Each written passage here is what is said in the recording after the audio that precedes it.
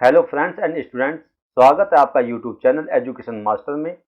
मैं doctor Fakhruddin Islamia degree college जनपद सहारनपुर से आज आपके सामने प्रश्नोत्तर श्रृंखला की इस नवी कड़ी के अंतर्गत भारतीय शिक्षा प्रणाली का इतिहास एवं विकास, प्रारंभिक शिक्षा के नवीन प्रयास और समसामयिक भारत एवं शिक्षा विषय से संबंधित कुछ महत्वपूर्ण प्रश्नों का संकलन आपके सामने प्रस्तुत करने जा रहा हूं। मुझे पूरी उम्मीद है कि आपको ये मेरा प्रयास जरूर पसंद आएगा और मुख्यतः उन विद्यार्थियों के लिए, उन प्रशिक्षुओं के लिए जिनकी 2 नवंबर से परीक्षाएं हैं, उनके लिए मैंने खास तौर से ये वीडियो बनाया है जिससे सभी प्रशिक्षु सफलता प्राप्त कर सकें। और मेरे अन्य वीडियो भी इसी विषय पर बने हुए हैं, तो आप उनको YouTube channel education master doctor Fakhruddin पर जाकर के देख सकते हैं। तो आइए चलते हैं प्रश्न संख्या 1 की तरफ, जिसमें पूछा गया है कि हार्टोग समिति की नियुक्ति कब हुई थी। इसका उत्तर है कि विदेशी शिक्षा पद्धति की जांच के लिए साइमन कमीशन ने सर फिलिप हार्टोग की अध्यक्षता में 1927 में एक सहायक समिति की नियुक्ति की थी, जिसे हार्टोग समिति के नाम से जाना जाता है। दूसरे प्रश्न की तरफ को आते हैं। प्रश्न संख्या 2, हार्टोग समिति ने प्राथमिक शिक्षा की किन किन कमियों पर प्रकाश डाला। बहुत ही महत्वपूर्ण प्रश्न है और अक्सर एग्जाम में पूछा जाता है, चाहे वो पीजीटी एजुकेशन की परीक्षाएं हों, चाहे अध्यापक भर्ती परीक्षाएं हों, और चाहे बीएड या डीएलएड की परीक्षाएं हों। ये बहुत ही कॉमन प्रश्न है जो कि एग्जाम में पूछा जाता है और बहुत ही महत्वपूर्ण प्रश्न है। तो इसका उत्तर देखिएगा कि हार्टोग समिति ने प्राथमिक शिक्षा की मुख्यतः अपव्यय एवं अवरोधन पर प्रकाश डाला। यानी कि जो प्राथमिक शिक्षा की प्रमुख कमियां हार्टोग समिति ने अपनी जांच में पाई, उनके ऊपर सिफारिशें दी। उसमें 2 कमियां उन्होंने देखी, अपव्यय और अवरोधन। यहाँ पर विद्यार्थी कई बार गलती कर देते हैं, क्योंकि ये विकल्प में हंटर कमीशन और सर्जेंट कमीशन भी दे देते हैं, तो वहां पर विद्यार्थी गलती करके हंटर कमीशन या इसको सर्जेंट कमीशन लिख देते हैं। इसका सही उत्तर है हार्टोग समिति। आगे देखिएगा, प्रश्न संख्या 3 की तरफ चलते हैं। हार्टोग समिति ने माध्यमिक शिक्षा के किन दोषों को स्पष्ट किया। तो इसका उत्तर है कि हार्टोग समिति ने माध्यमिक शिक्षा के निम्नलिखित दोषों को स्पष्ट किया। वहां पे उन्होंने 2 दोषों के बारे में बताया। पहला है मैट्रिकुलेशन परीक्षा की प्रधानता, और दूसरा बताया अनुत्तीर्ण होने वाले छात्रों की विशाल संख्या। आगे देखिएगा, प्रश्न संख्या 4, जिसमें पूछा गया है कि हार्टोग समिति ने अपनी रिपोर्ट साइमन कमीशन को कब प्रस्तुत की थी। तो इसका उत्तर है कि हार्टोग समिति ने अपनी रिपोर्ट साइमन कमीशन को 11 सितंबर 1929 को प्रस्तुत की थी। यानी कि हार्टोग समिति की जो नियुक्ति की गई वो 1927 में की गई, और उन्होंने अपनी रिपोर्ट जो प्रस्तुत की वो 1929 में प्रस्तुत की। ये आपको स्पष्ट पता होना चाहिए। अगला प्रश्न है प्रश्न संख्या 5 कि हार्टोग समिति ने शिक्षा के कौन कौन से स्तरों पर अपनी रिपोर्ट प्रस्तुत की थी। तो इसका उत्तर देखिएगा कि हार्टोग समिति ने शिक्षा के तीनों स्तरों प्राथमिक, माध्यमिक और उच्च शिक्षा पर अपनी रिपोर्ट प्रस्तुत की थी। यानी कि एक विस्तृत रिपोर्ट हार्टोग समिति के माध्यम से प्रस्तुत की गई, और हार्टोग समिति ने शिक्षा के तीनों स्तरों पर, जो कि पहला है प्राथमिक स्तर, दूसरा है माध्यमिक स्तर और तीसरा है उच्च स्तर, इन तीनों पर अपनी रिपोर्ट प्रस्तुत की। अगला प्रश्न चलते हैं कि प्रश्न संख्या 6, जिसमें पूछा गया है कि हार्टोग समिति की रिपोर्ट के अनुसार अपव्यय क्या था। यहाँ पे ध्यान दीजिएगा, यहाँ पे आपके सामने अपव्यय का अर्थ बताया जा रहा है, और ये एग्जाम में आता है लघु उत्तरीय प्रश्नों के रूप में भी, कहीं कहीं अति लघु उत्तरीय प्रश्न के रूप में भी इसको मालूम कर लेते हैं। तो यहाँ पे देखिएगा कि हार्टोग समिति की रिपोर्ट के अनुसार अपव्यय से तात्पर्य था कि प्राथमिक शिक्षा समाप्त होने से पूर्व ही बालक का विद्यालय से अलग हो जाना अथवा पढ़ाई छोड़ देना। कई बार ऐसा होता है कि बच्चे जो हैं वो एडमिशन ले लेते हैं और बीच में ही शिक्षा को छोड़ देते हैं, पैसों के भाव के कारण, या खास तौर से जो लड़कियां होती हैं वो समाज के जो प्रभाव होता है उसके कारण कई बार गांव की लड़कियां पढ़ाई छोड़ देती हैं बीच में ही। तो इस वजह से सामाजिक और आर्थिक दशा और स्थिति के कारण पढ़ाई छोड़ देती हैं। इसी को यहाँ पर अपव्यय के नाम से जाना जाता है। अगला देखिएगा, प्रश्न संख्या 7, जिसमें पूछा गया है कि हार्टोग समिति का अवरोधन से क्या तात्पर्य था।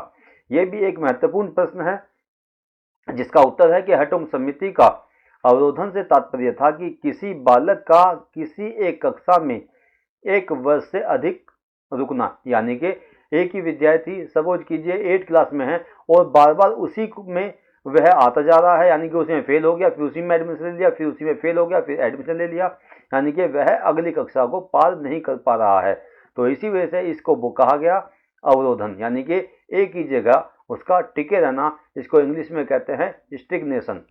आगे देखिएगा कि प्रश्न संख्या 8, जिसमें पूछा गया है कि हार्टोग समिति ने उच्च शिक्षा की किस कमी पर प्रकाश डाला। तो इसका उत्तर है कि हार्टोग समिति ने उच्च शिक्षा में गुणवत्ता में कमी, अधिक सैद्धांतिक पाठ्यक्रम तथा बेरोजगारी पर प्रकाश डाला। आगे देखिएगा प्रश्न संख्या 9 कि केंद्रीय शिक्षा सलाहकार बोर्ड की स्थापना कब हुई थी। बहुत ही महत्वपूर्ण प्रश्न है आपके लिए। केंद्रीय शिक्षा सलाहकार बोर्ड की स्थापना सन 1921 ईस्वी में हुई थी, किंतु आर्थिक कारण के कारण इसे भंग कर दिया गया और फिर पुनः हार्टोग समिति की सिफारिश पर सन 1935 में पुनर्गठन किया गया। आगे देखिएगा प्रश्न संख्या 10 कि केंद्रीय शिक्षा सलाहकार बोर्ड ने सन 1935 में क्या सुझाव दिया था। तो इसके सुझाव बहुत महत्वपूर्ण हैं। देखिएगा कि केंद्रीय शिक्षा सलाहकार समिति ने सन 1935 में सुझाव दिया था कि छात्रों के लिए उच्चतर माध्यमिक स्तर पर ही प्राविधिक विषयों की शिक्षा की व्यवस्था की जानी चाहिए, यानी कि जो टेक्निकल सब्जेक्ट हैं उनको माध्यमिक स्तर से ही पढ़ाया जाना चाहिए। आगे देखिएगा प्रश्न संख्या 11 कि केंद्रीय शिक्षा सलाहकार बोर्ड के सुझाव पर रिपोर्ट देने के लिए किस समिति का गठन किया गया था। तो यहाँ पे इसका उत्तर देखिएगा कि केंद्रीय शिक्षा सलाहकार बोर्ड के सुझाव पर रिपोर्ट देने के लिए वुड एबट समिति का गठन किया गया था। प्रश्न संख्या 12 आपके सामने है, जिसमें पूछा गया है कि वुड एबट समिति का गठन कब किया गया था। तो इसका उत्तर है कि वुड एबट समिति का गठन सन 1936 में किया गया था। जो इस प्रकार के प्रश्न है जिनमें किसी भी समिति या किसी आयोग की नियुक्ति कब हुई या उसका गठन कब हुआ, ये प्रश्न बहुत महत्वपूर्ण होते हैं। इनका सन और साथ साथ समिति का नाम क्या है और उस समिति के क्या उद्देश्य हैं, किस कारण से उस समिति को नियुक्त किया गया, उसका क्या उद्देश्य रखा गया, ये जानना आपके लिए बहुत ज़्यादा महत्वपूर्ण है और यही चीज़ एग्जाम में अक्सर पूछी जाती है। आगे देखिएगा प्रश्न संख्या 13, जिसमें पूछा गया है कि वुड एबट समिति के सदस्यों का परिचय लिखिए। तो 2 लोग हैं ये, एक वुड है, दूसरा एबट है, जो कि समिति के दोनों सदस्य हैं। वो उनका परिचय क्या है इसको देखिएगा कि वुड एबट समिति में भारत सरकार ने 2 सदस्यीय समिति गठित की, जिसमें इंग्लैंड की शिक्षा परिषद के डायरेक्टर ऑफ जनरल के सदस्य एस.एच. वुड तथा दूसरे सदस्य इंग्लैंड की शिक्षा परिषद के ही अवकाश प्राप्त chief inspector of technical schools के ए एबट थे, यानी कि जो स्कूल है उसके ए एबट, जो नाम है उनका यह है ए एबट। तो यहाँ पे के मत समझिएगा के ए एबट, के एबट नहीं है, के ए एबट, यानी कि पूरा नाम जो है वो ए एबट है इनका। ये दोनों लोग एस.एच. वुड और ए एबट, इन दोनों समितियों को नियुक्त किया गया। आगे देखिएगा अगले प्रश्न में कि वुड एबट समिति ने अपनी रिपोर्ट कब प्रस्तुत की थी। यहाँ पे देखिएगा कि वुड एबट समिति ने अपनी रिपोर्ट सन 1937 में प्रस्तुत की थी। प्रश्न संख्या 15 देखिएगा, जिसमें पूछा गया है कि वुड एबट समिति की रिपोर्ट का क्या नाम था। तो वुड एबट समिति की रिपोर्ट का नाम था, ये भी महत्वपूर्ण प्रश्न है और एग्जाम में आता है। तो vocational education in India with A section of general education and administration, यानी कि यहाँ पर एक पूरा का पूरा नाम यहाँ पर समिति का दिया गया, उस रिपोर्ट का दिया गया, जो रिपोर्ट एबट वुड के अंतर्गत प्रस्तुत की जानी थी, जिसको नाम दिया गया vocational education in India with A section on general education and administration. यहाँ आगे देखिएगा वुड एबट समिति की रिपोर्ट कितने भागों में विभाजित थी। तो वुड एबट समिति की जो रिपोर्ट जो उन्होंने प्रस्तुत की वो दो भागों में विभाजित थी। आगे देखिएगा कि प्रश्न संख्या 17 में कि वुड द्वारा प्रस्तुत रिपोर्ट का क्या नाम था। यहाँ पे दोनों सदस्यों ने अलग अलग रिपोर्ट बनाई और उस रिपोर्ट को अलग अलग प्रकट किया, प्रदर्शित किया, प्रस्तुत किया। वो क्या था कि वुड द्वारा प्रस्तुत रिपोर्ट का नाम था जनरल एजुकेशन एंड एडमिनिस्ट्रेशन। दूसरा है प्रश्न संख्या 18 के जनरल एजुकेशन एंड एडमिनिस्ट्रेशन के संबंध में वुड ने क्या सुझाव दिए। तो यहाँ पे देखिएगा जो महत्वपूर्ण सुझाव हैं कि प्राथमिक, मिडिल और माध्यमिक शिक्षा की अवधि 4-4 वर्ष होनी चाहिए। पहला सुझाव उन्होंने ये दिया। दूसरा सुझाव दिया कि स्नातक शिक्षा की अवधि 3 वर्ष होनी चाहिए, जैसा कि आज भी है कि स्नातक शिक्षा की जो अवधि है वो 3 वर्ष है। पहले ये 2 वर्ष हुआ करती थी। तो यहाँ पे जो वुड हैं उन्होंने अपनी सिफारिश में कहा कि स्नातक शिक्षा की जो अवधि है वो 3 वर्ष की होनी चाहिए। अगला सुझाव उन्होंने क्या दिया कि प्राथमिक शिक्षा की व्यवस्था करने वाले स्थानीय निकायों पर कड़ी निगरानी रखी जानी चाहिए। अगला प्रश्न है अगला कथन है इसमें जुड़ा हुआ जो सिफारिश है कि प्राथमिक, मिडिल और माध्यमिक शिक्षा का नियमित निरीक्षण किया जाए तथा इसके लिए पर्यवेक्षकों की संख्या बढ़ाई जाए। प्रश्न संख्या 19 आपके सामने है, वो है एबट द्वारा प्रस्तुत रिपोर्ट का क्या नाम था। तो इसका उत्तर है कि एबट द्वारा प्रस्तुत रिपोर्ट का नाम था वोकेशनल एजुकेशन। अगला देखिएगा प्रश्न संख्या 20, जिसमें आपसे पूछा जाएगा कि वोकेशनल एजुकेशन के संबंध में एबट द्वारा प्रस्तुत रिपोर्ट के सुझाव लिखिए। यानी कि जो एबट थे उन्होंने प्रमुख सुझाव क्या क्या दिए उसके संबंध में है कि पहला है शिक्षा उद्योगों के लिए टेक्नीशियन, इंजीनियर, कुशल कारीगर तैयार करने वाली होनी चाहिए। यानी कि एजुकेशन ऐसी होनी चाहिए जो एक राष्ट्र और एक देश की जो व्यावसायिक आवश्यकताएं हैं उनको पूरा कर सके। और उसके लिए जरूरी है कि हमारे ही समाज से जो पढ़े लिखे वर्ग निकलें उनमें टेक्नीशियन भी हों, उनमें इंजीनियर भी हों और उसमें कुशल कारीगर भी होने चाहिए। तो इस प्रकार की शिक्षा की व्यवस्था की जानी चाहिए। अगला है अगली सिफारिश है इसमें कि सामान्य और व्यावसायिक शिक्षा दोनों ही समान रूप से महत्व रखती हैं। तो यहाँ पे ये स्पष्ट किया गया कि केवल ऐसा नहीं है कि सामान्य शिक्षा या जनरल एजुकेशन जो है वो ही समाज के लिए उपयोगी है, लेकिन उससे कहीं ज़्यादा उपयोगी व्यावसायिक शिक्षा भी है। तीसरी बात उन्होंने कही कि उद्देश्य के अनुसार सामान्य और व्यावसायिक शिक्षा दोनों के लिए विद्यालय अलग अलग होने चाहिए। यानी कि जो बालक सामान्य शिक्षा प्राप्त करना चाहते हैं उनको सामान्य स्कूलों में दाखिला दिया जाए और ऐसे बालक जो टेक्निकल एजुकेशन प्राप्त करना चाहते हैं, वोकेशनल एजुकेशन प्राप्त करना चाहते हैं, कुशल कारीगर बनना चाहते हैं, इंजीनियर बनना चाहते हैं, उनके लिए अलग विद्यालयों की व्यवस्था की जानी चाहिए। प्रश्न संख्या 19 आपके सामने है कि वोकेशनल एजुकेशन को बढ़ावा देने के लिए एबट ने व्यावसायिक स्कूलों की कितनी श्रेणियां बनाई। तो यहाँ पे देखिएगा कि एबट ने यहाँ पे 3 श्रेणियां इसकी बनाई।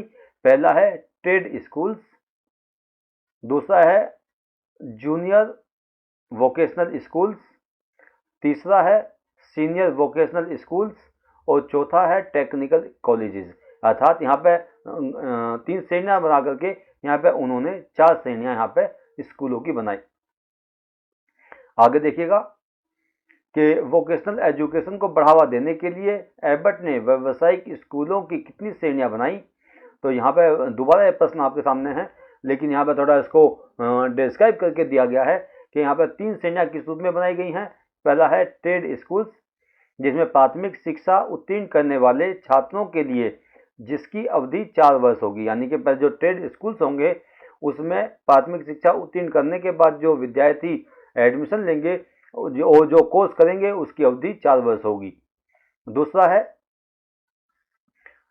Junior vocational schools, middle class उत्तीर्ण करने वाले छात्रों के लिए जिसकी अवधि 3 वर्ष होगी। यानी कि जो जूनियर वोकेशनल स्कूल में पढ़ाई करेंगे और वो विद्यार्थी उसमें दाखिला लेंगे जो मिडिल क्लास उत्तीर्ण होंगे उनके लिए 3 वर्ष की अवधि होगी। तीसरा पॉइंट है यहाँ पर कि senior vocational schools high school उत्तीर्ण करने वाले छात्रों के लिए जिसकी अवधि 2 वर्ष होगी।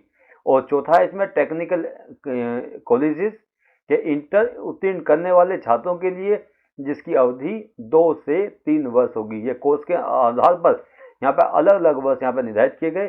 तो इस प्रकार से यहाँ पर 3 श्रेणियां ना होकर के यहाँ पर 4 श्रेणियां यहाँ पर निर्धारित की गई। आगे देखिएगा कि वुड एवं एबट ने भारत के किन किन प्रांतों का अध्ययन करके अपनी रिपोर्ट तैयार की थी। तो इसका उत्तर है कि वुड और एबट ने भारत के पंजाब, दिल्ली और संयुक्त प्रांत का अध्ययन करके अपनी रिपोर्ट तैयार की थी। यानी कि वुड और एबट ने ये 3 प्रांतों का, 3 राज्यों का यहाँ पर विस्तृत निरीक्षण किया, पर्यवेक्षण किया और उसी के आधार पर उन्होंने अपनी रिपोर्ट प्रस्तुत की। तो वो 3 क्षेत्र और प्रांत थे, पंजाब, दिल्ली और संयुक्त प्रांत।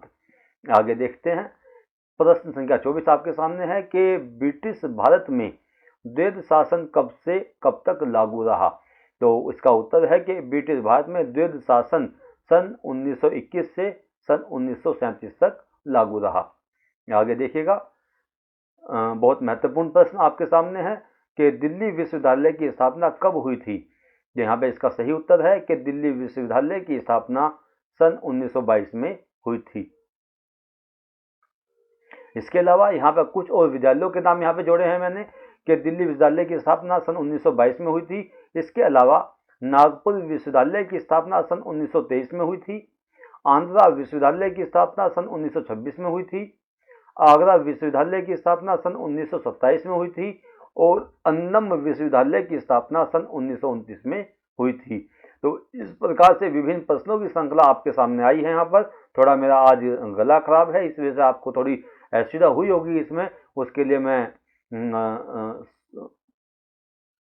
थोड़ा गले की दिक्कत है, इस वजह से मैं सही ढंग से इसका एक्सप्लेन करने में थोड़ा दिक्कत महसूस कर रहा हूँ। तो यहाँ पर मैं अपने इस व्याख्यान को पूरा करता हूँ और जिन प्रश्नों को मैंने यहाँ पर शामिल किया है, मुझे पूरी उम्मीद है कि आपको ये जरूर पसंद आएंगे। और इन्हीं उम्मीदों और आशाओं के साथ कि आप अपनी सफलता में एक परचम लहराएं, इस प्रकार की आप सफलता प्राप्त करें, जिससे आप आगे भविष्य में अध्यापक बन सकें, समाज की सेवा कर सकें। इन्हीं शब्दों के साथ में मैं अपना लेक्चर पूरा करता हूं। जय हिंद, जय भारत।